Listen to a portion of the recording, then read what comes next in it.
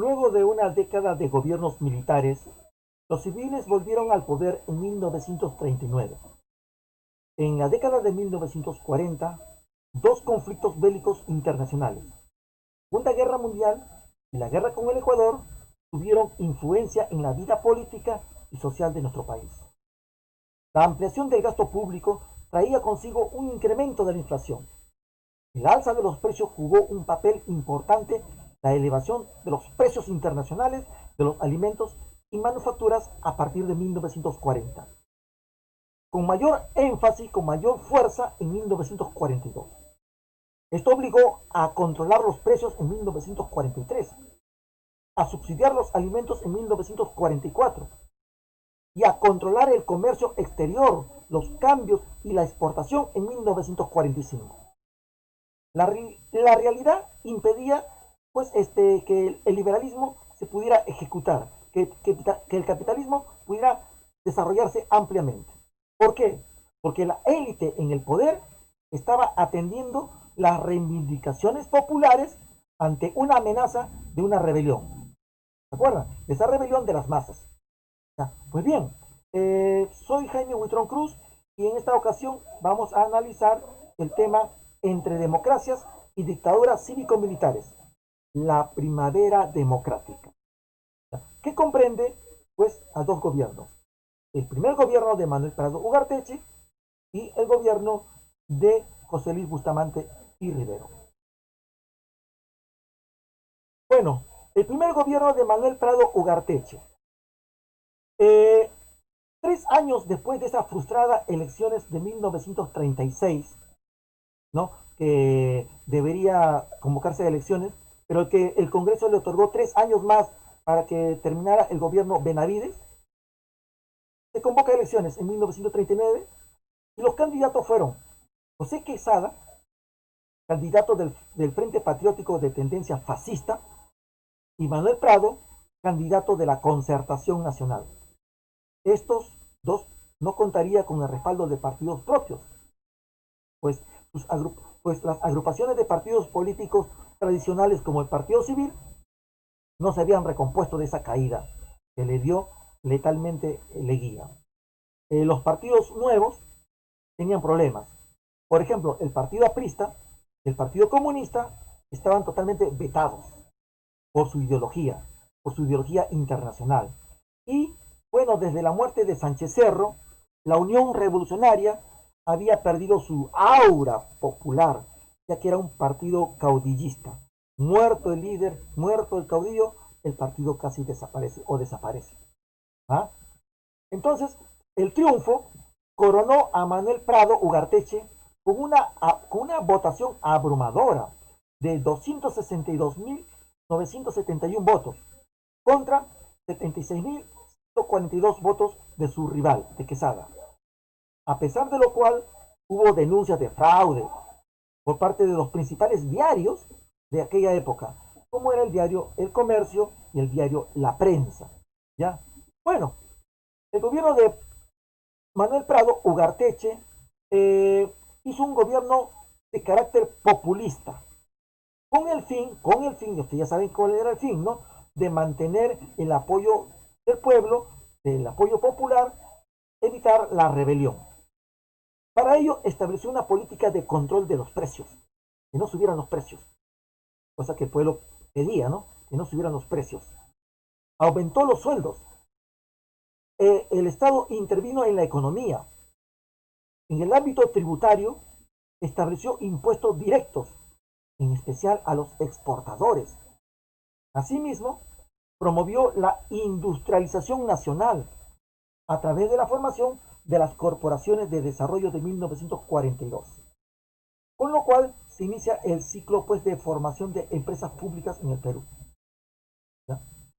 En el ámbito social, el gobierno busca neutralizar la acción de agrupaciones como el aprismo y el comunismo. El aprismo y el comunismo fueron neutralizados por Prado. Pero ¿cómo es la vida? El APRA y el Partido Comunista apoyaron en las elecciones del 39 a Prado Ugarteche, porque consideraban que el partido fascista de Quesada era más peligroso, ya, como se veía en lo que era Europa, y por eso lo apoyaron. Pero ya en el poder, Prado comenzó pues a neutralizar al aprismo y al comunismo definitivamente. Bien, vamos a ver qué pasaba en el Perú, cómo vivió el Perú la Segunda Guerra Mundial.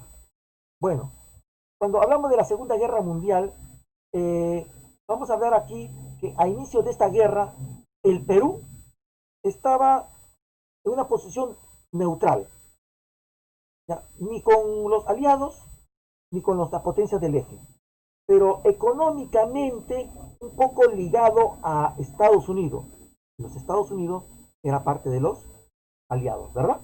Bueno, por ello, cuando se produjo el ataque japonés al Pearl Harbor, ya, usted sabe que Estados Unidos ingresa ya directamente a la guerra.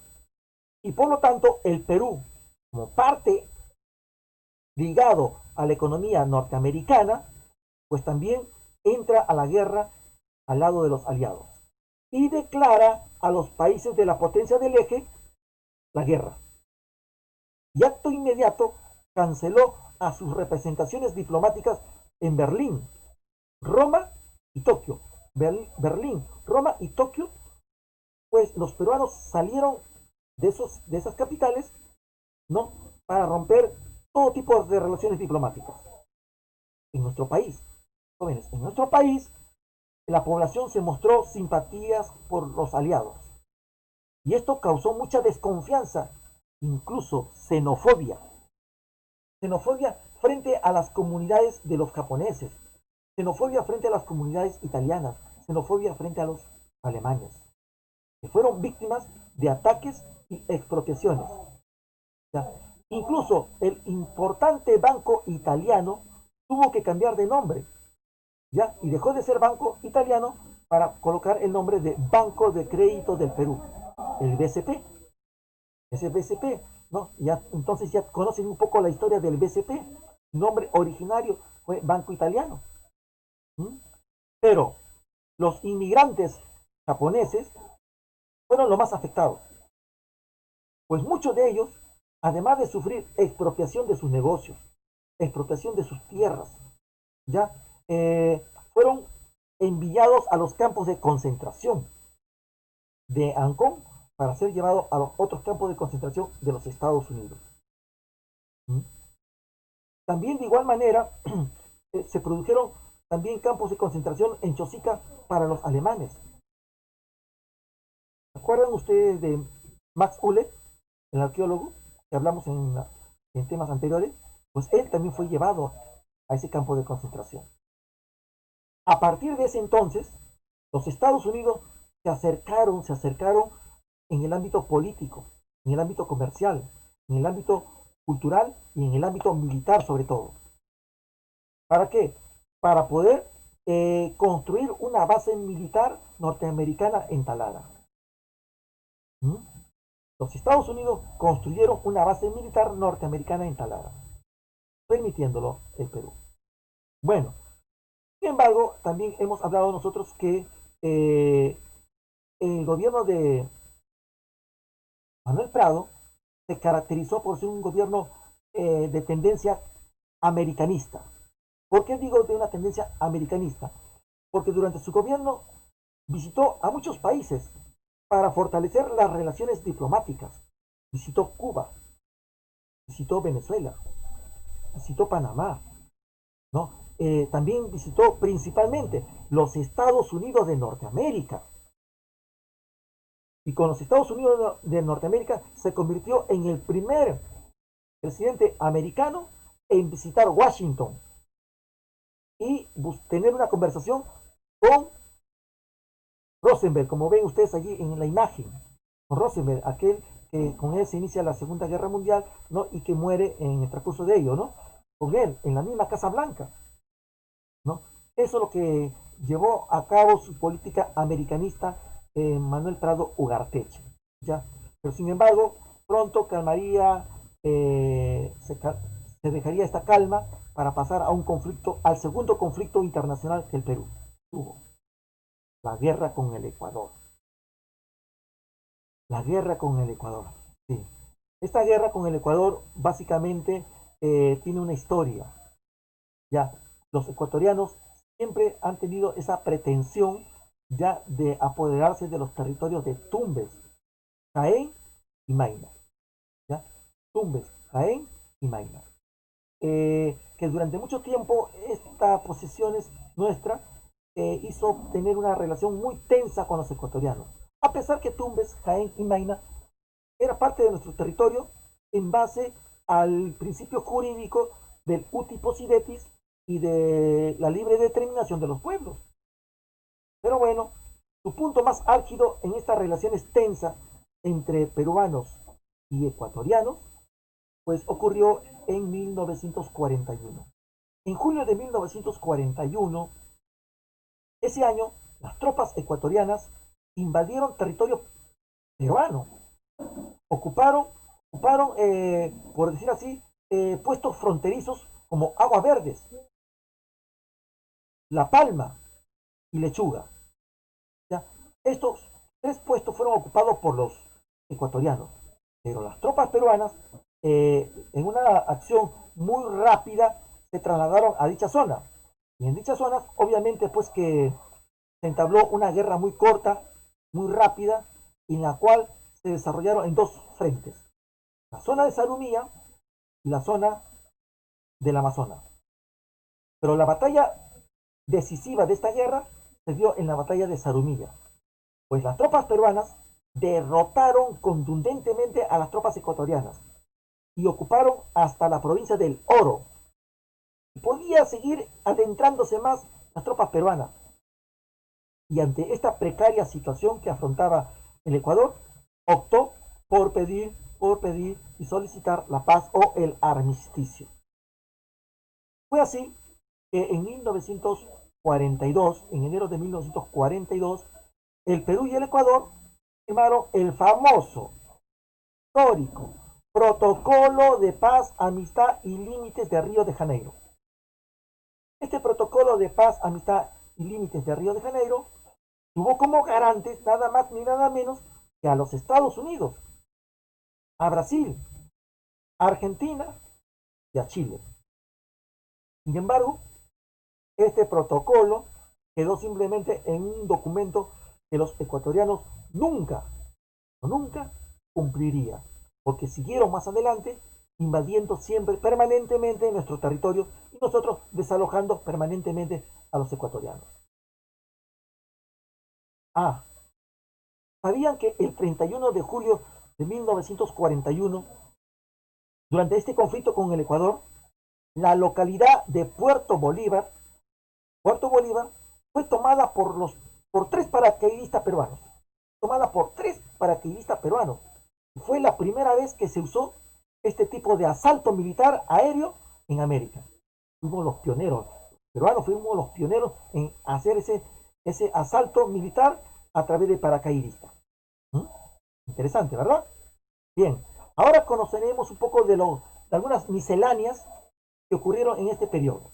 Por ejemplo, en 1940, ¿qué es lo que va a ocurrir? En 1940 va a ocurrir un terremoto terrible, uno de los terremotos más devastadores que tuvo la costa peruana. El 24 de mayo de 1940, a las 11:35 de la mañana, la costa central se remeció. El terremoto afectó principalmente la ciudad de Lima, donde hubo gran destrucción de viviendas, mientras que el Callao sufrió efectos de un gran maremoto. Fue uno de los sismos más fuertes del siglo XX en el Perú. En el Perú. El terremoto de 1940 en la costa peruana causó 179 muertos y 3.500 heridos. Pero para la época y la población que tenía, no llegaba ni siquiera a 7 millones, era mucho. Sobre todo Lima. Eso ocurrió en este periodo del gobierno de Manuel Prado Ugarteche. También en 1940, meses después, se realizó un censo nacional de población y ocupación. Se realizó un censo para saber cuánto éramos. ¿ya? Y fue el primer censo del siglo XX en el Perú. El primer censo del siglo XX en el Perú, la de 1940. ¿Y qué determinó este censo? Que la población peruana llegaba a 7 millones de habitantes y que tenía un acelerado crecimiento que hoy sabemos no ha parado hasta el día de hoy con 33 millones que tenemos en la actualidad, ¿verdad? 33 millones de habitantes. Otro hecho ocurrido, otra miscelánea que podemos mencionar acá, fue la llegada de los japoneses. La llegada de los japoneses al Perú. La llegada de los japoneses al Perú tiene su historia en el siglo XIX, en el siglo pasado de lo que estamos estudiando. En abril de 1899, en abril de 1899 llegó el Sakura Maru. O sea, fue el primer navío que llegó al Perú, transportando por primera vez 787 colonos. 787 colonos japoneses. ¿Ya? Sakura Maru. Por eso, en honor a esa embarcación, ¿no? Hoy tenemos un policlínico que conoce, está acá por la avenida Chancay, ¿no? El Sakura, ¿no? En honor a esta embarcación. ¿Ya? Bueno, estos señores colonos llegaron al Perú contratados para trabajar en las haciendas algodoneras de la costa central del Perú. ¿Ya? Se ubicaron en los valles de Cañete, en los valles de Chancay, valle de Pativilca, Supe, obviamente Guaral, ¿no? ¿Ya? Y hasta 1942 hubo 82 viajes que realizaron, trayendo 18.258 japoneses. 18.258 japoneses. ¿Mm? Lo que ocurrió. Ya saben qué pasó luego, ¿no? Durante la Segunda Guerra Mundial. Bueno, y finalmente un episodio que lo llamo La cultura en llamas. En 1943 se produjo un gran incendio en la Biblioteca Nacional del Perú. En él se perdieron numerosos e invalorables materiales bibliográficos. Habían sido recuperados por el tradicionista Ricardo Palma, el bibliotecario mendigo. Tras el saqueo que produjeron los chilenos, ¿no? Ricardo Palma recuperó muchos y valiosos libros, pero fueron lamentablemente perdidos en este incendio, que jamás se podrá recuperar. Sin embargo, el gobierno de Prado encargó al historiador Jorge Basadre Grockman la dirección de esta institución y su recuperación. Y lo hizo muy bien. Es así, jóvenes, estamos llegando a esta primera parte de lo que es la prosperidad, ¿no? De este gobierno de Manuel Prado Ugarteche, que está enmarcado dentro de lo que es el episodio de la primavera democrática.